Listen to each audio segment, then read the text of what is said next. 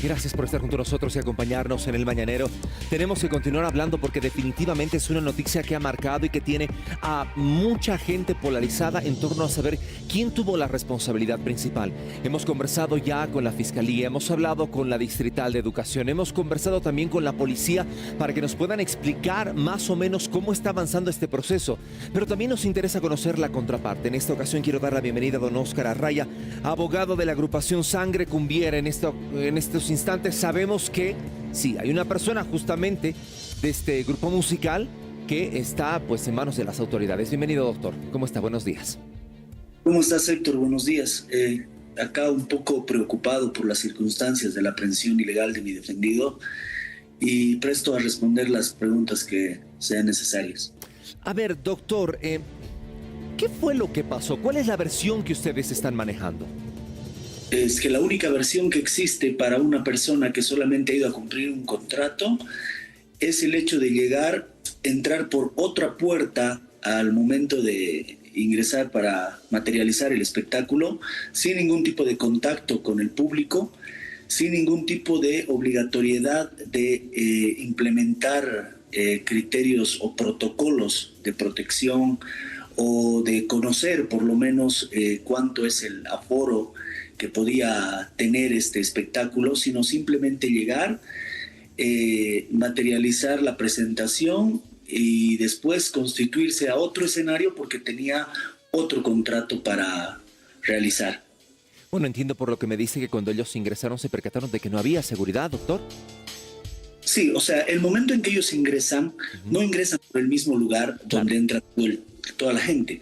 Entonces, para ellos la seguridad lógicamente era previsible, porque ellos tienen que entrar al escenario por un lugar muy distinto al que entra toda la gente, ¿no? Todo el público.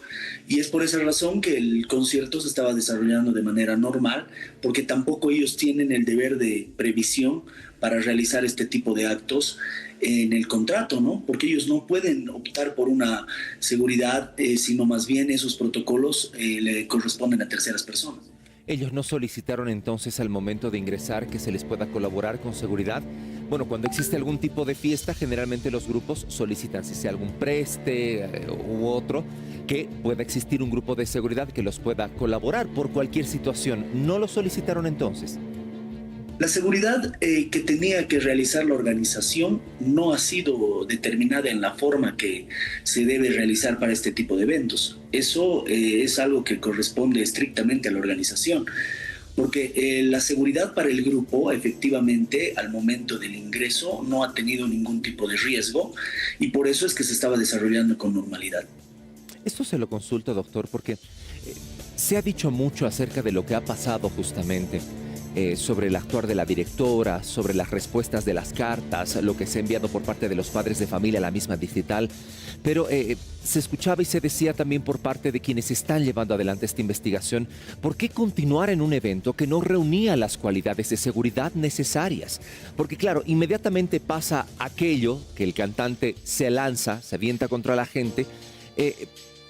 Hay alguien en el escenario, unas cuantas personas que dicen no vamos a continuar porque claro, esto se está saliendo de control, ¿o me equivoco? Sí, lo que me preguntas es muy interesante, Héctor, y creo que lo ha respondido el director de la Fuerza Especial de Lucha contra el Crimen, y por eso es que yo no entiendo por qué razón mi cliente sigue aprendido, porque él ha identificado dos momentos del hecho, ¿no? Y dice claramente que primero se habría generado un primer hecho desde la parte de atrás hacia adelante y que hubiera ocasionado que estas vallas metálicas hubiera causado las lesiones y la muerte de la persona. ¿En qué momento de ese cuadro de situación ingresa una acción relacionada a mi cliente? Y eso lo ha dicho el director de la Fuerza Especial de Lucha contra el Crimen, ¿no? Entonces, no entiendo mucho cómo es que están elucubrando sus criterios para involucrar a mi cliente en relación a esto a partir del acto que se estaría determinando, que es el haber interactuado con los espectadores. Doctor Ayala, entonces entiendo por lo que me dice, ¿fue una aprehensión ilegal? Sí, sí, totalmente, porque este es un hecho fortuito, no previsible. Nadie de la agrupación musical tenía el conocimiento de que había tanta gente en un lugar en la que incluso se ha manifestado que habían revendido entradas, que no se habría hecho el cálculo del aforo para que se pueda materializar, y esto es algo que no le compete a la agrupación musical, ni siquiera en su contrato. Por eso es que yo estoy esperando escuchar al Ministerio Público desarrollar sus criterios de imputación formal, porque necesariamente nos va a tener que explicar cómo es que existe una prohibición de que mi representado, el momento de estar interpretando las canciones, tenga que la responsabilidad del deber de cuidado de toda la gente, y que existe una prohibición de lo que ha hecho para responsabilizarlo en este hecho criminal. Usted bien me especificaba lo que dijo la policía, evidentemente que fueron 2 avalanchas, y cuando conversábamos con uno de los representantes de la Fuerza Especial de Lucha contra el Crimen hoy temprano nos decía, son 2, ¿no? Una en la entrada y una en el escenario. Cuando sucede esto, la primera avalancha, ¿cuál es? ¿La de la parte posterior o la de la parte delantera cuando se lanza el cantante? Te ruego, Héctor, y si me habla alguien de tu programa, les voy a pasar la entrevista que ha tenido él, cuando él dice, desde la parte de atrás hacia adelante ha sido la primera avalancha, y existe la posibilidad de que las 2 víctimas hayan sido apresionadas por una valla metálica, ¿no? Entonces, eso es lo que ha establecido el director de la Fuerza Especial de Lucha contra el Crimen. Y eso resultaría la causa de muerte de una de ellas y la lesividad que ha generado en otra, ¿no? Entonces, hablamos de vallas metálicas, según lo que ellos han establecido, que habrían causado este deceso, que lógicamente a la sociedad le incumbe, y aprovecho la oportunidad para otorgarles mis más sentidas condolencias a la familia, pero no se puede responsabilizar a una persona que por la propia determinación de quienes investigan está al margen del momento esencial del suceso. Porque en la segunda oportunidad, que es cuando él realiza lo que se conoce como el stage diving, es el momento en el que la gente interacciona con él con la gente, vuelve al lugar y sigue cantando 2 canciones más. Y en ese momento no se veía absolutamente nada. Entonces no se habría generado ningún cuadro de riesgo, a pesar de que el hecho de interactuar con las personas que estarían en el público no tiene una prohibición. Y eso es lo que no se puede comprender muy bien de las explicaciones que nos dan quienes han investigado el caso y quienes van a determinar una resolución de imputación formal. Porque si no se dice que existía una prohibición de acuerdo a protocolos, el cantante, cuando esté interpretando las mañanitas, no puede aventarse al público, porque eso le pone en una situación de riesgo. Si no existe esa prohibición, no entiendo cómo es que la calificación penal se basa en la segunda parte del artículo 260 del Código Penal. Porque existe una necesidad de interpretación de la infracción del deber de cuidado. Y te ejemplifico, el profesor que lleva a todo un kinder y no se percata de que había una piscina y 3 de sus alumnos se ahogan. Él tenía el deber de cuidado sobre esos niños. Por lo que entiendo, doctor, entonces, ¿la responsabilidad recae sobre la directora de este establecimiento, entonces? Mira, el momento en que se han hecho las contrataciones de todo este espectáculo, no solamente con el grupo, la agrupación musical, sino más bien con los miembros de seguridad y el cuadro de logística, tenían que implementar todos los aspectos del cuidado de las personas que iban a estar dentro de este espectáculo. Entonces, si esto ha sido prohibido inclusive, porque entiendo que existe una prohibición de que este espectáculo se haya realizado, que no tiene nada que ver con el contrato que han cumplido mis clientes, comprendo que la responsabilidad tiene mucho que ver en relación a la infracción del deber de cuidado de quienes eran responsables de contener cualquier tipo de situación que pueda haber generado una tragedia como la que se ha suscitado. Doctor, según usted, ¿quiénes serían estos responsables?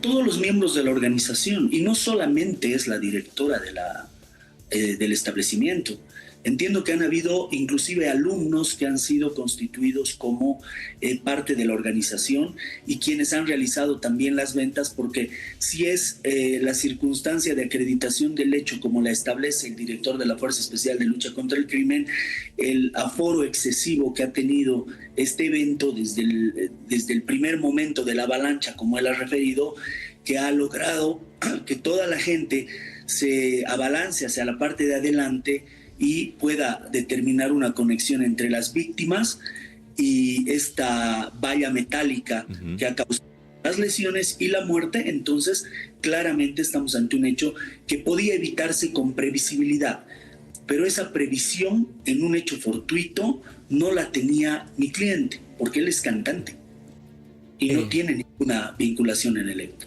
¿Qué le dijo él? ¿Cómo está el vocalista, doctor? Mira, él con posterioridad al suceso tenía otra presentación en la ciudad de Oruro, en otro lugar.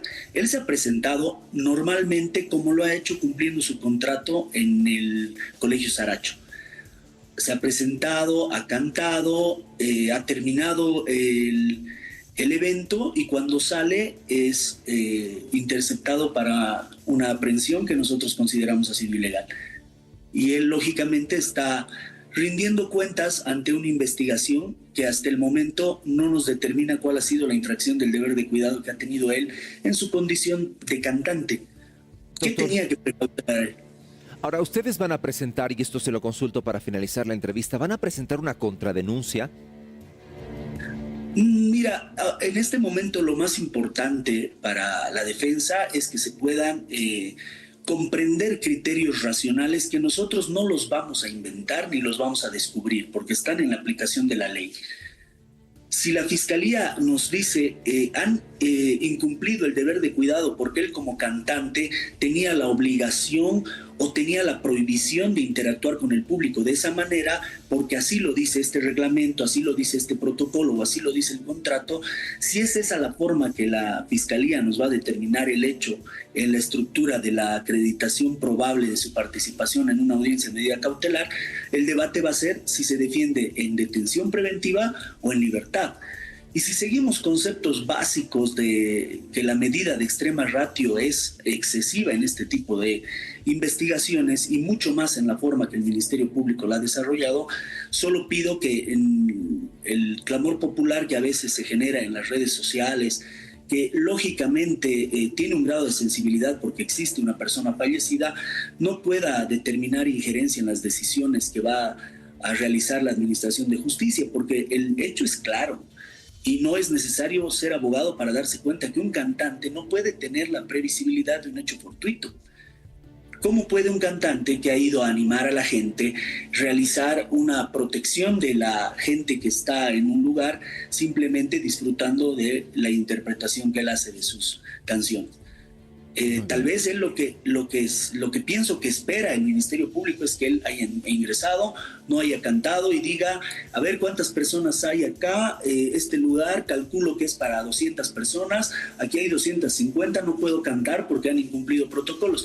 Ni siquiera él conoce los protocolos de seguridad que se han formado, porque él no es parte de la organización, él le han contratado para llegar al lugar, armar el escenario, o sea, la parte de la agrupación que pongan sus equipos y en ese momento se presenten a cantar, porque además tenían otro evento en el cual también han participado.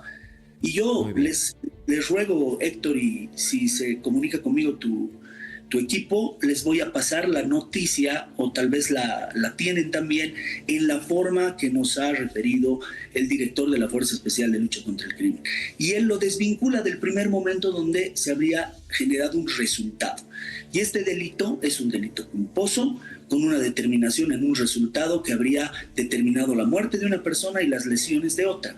Pero si en ese hecho generador no se encuentra mi cliente, no entiendo cómo sigue detenido. Y quien lo ha dicho es el director de la Fuerza Especial de Lucha contra el Crimen. Muy bien, doctor. Nosotros simplemente esto lo decimos. Hemos conversado con la Fuerza Especial de Lucha contra el Crimen, hemos hablado con la Fiscalía, todo con el fin, como nos corresponde como medio de comunicación, de saber todo lo que está pasando en las partes. Lo que sí se ha concluido es que es un proceso que está todavía en investigación y hay que aguardar por aquello. En medio de convocatorias que nos dice la Fiscalía a otras personas para poder declarar y saber justamente qué es lo que ha sucedido. Le agradezco mucho, doctor Ayala, por estar con nosotros temprano aquí en El Mañanero. Ha sido muy gentil. Muchas gracias, Héctor. Un saludo. 7 de la mañana con 42 minutos. Reitero una vez más, estamos conociendo todas las partes dentro de este proceso de investigación. Hemos conocido, le vuelvo a explicar, lo que dice la policía, lo que dice la Fiscalía, lo que dice la Distrital de Educación y desde luego la defensa del grupo en cuestión. Seguimos avanzando.